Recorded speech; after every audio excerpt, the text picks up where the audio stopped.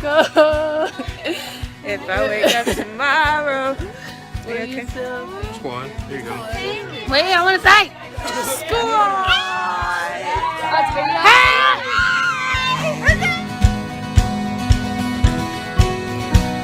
As distant hearts begin believing, redemption's bid is unrelenting. Your love goes on. Your love goes on.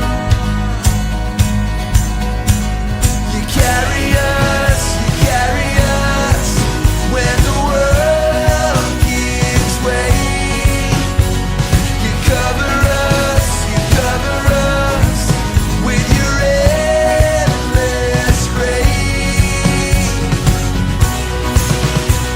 Your love is relentless. Your love is relentless. Your love is relentless. We're in the airport right now, and we've had the worst travel experience of our life. But this man, he was trying to help us out and to get to TSA, and he was like, I heard that you have a really bad travel experience, but just keep. He was like, I'm glad you're smiling. Keep smiling. Have a good day. Get your hair out of it. Follow a hope that shines beyond tomorrow. Your love goes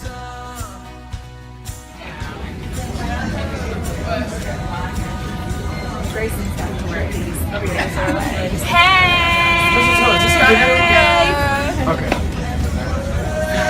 gives way. You cover us with your endless grace. Your love is relentless. Your love is relentless. Your love is relentless.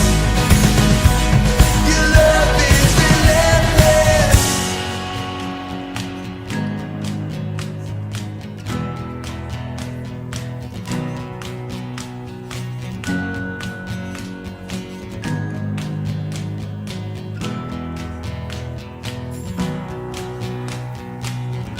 Making melodies in my heart, making melodies in my heart to the king, oh king.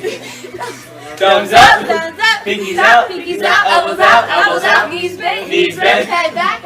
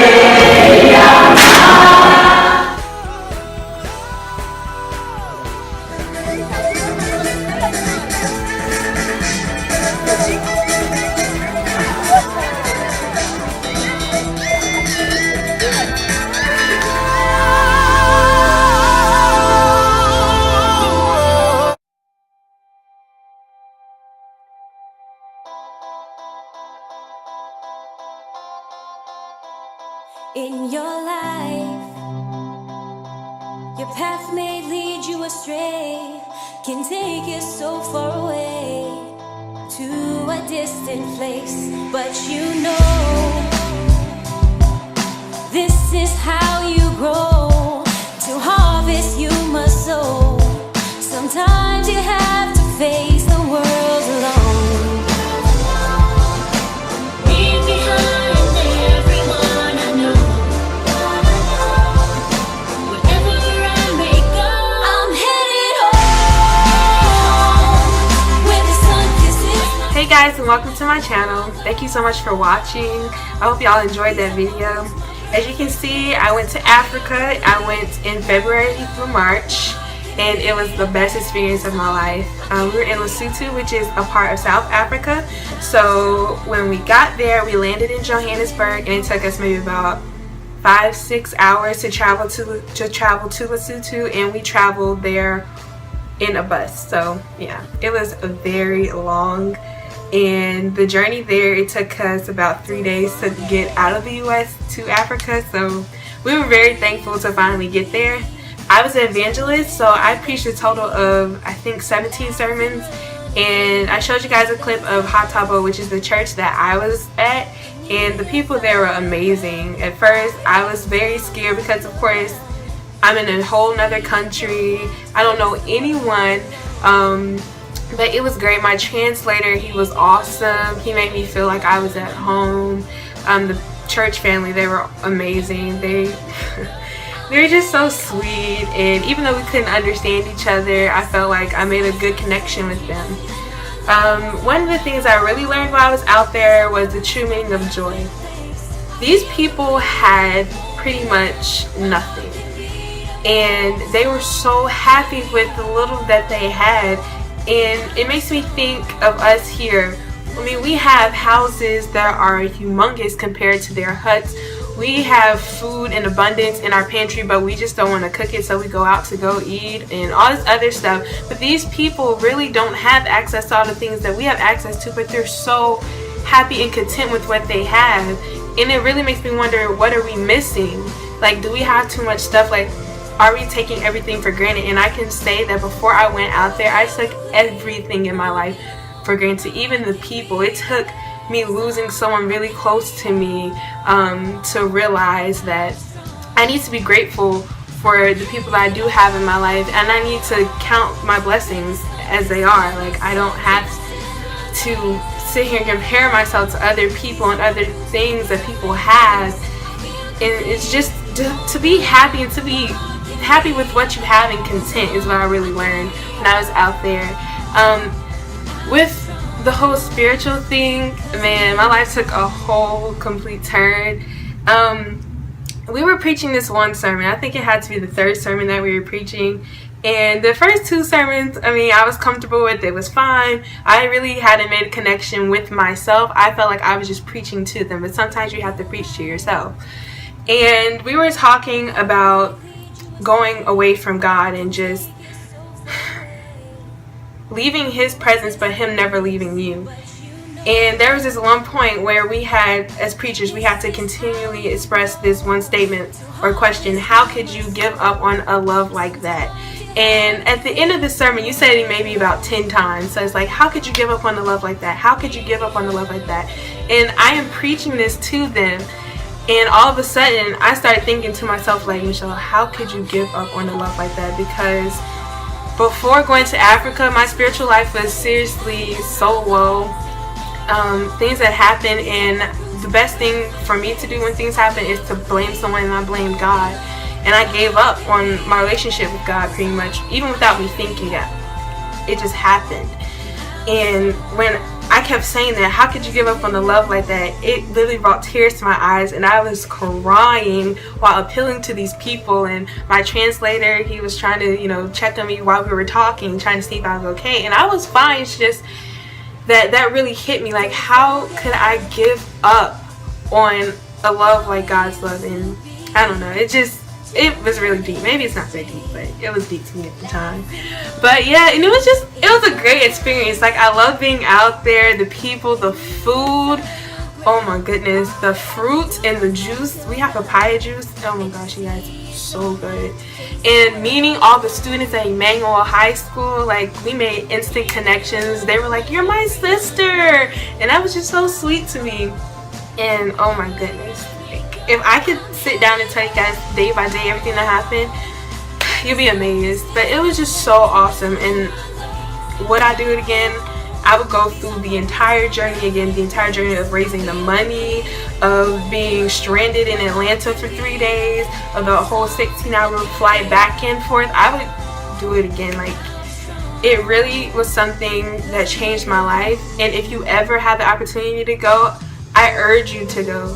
So please listen to God. Wherever He takes you, follow.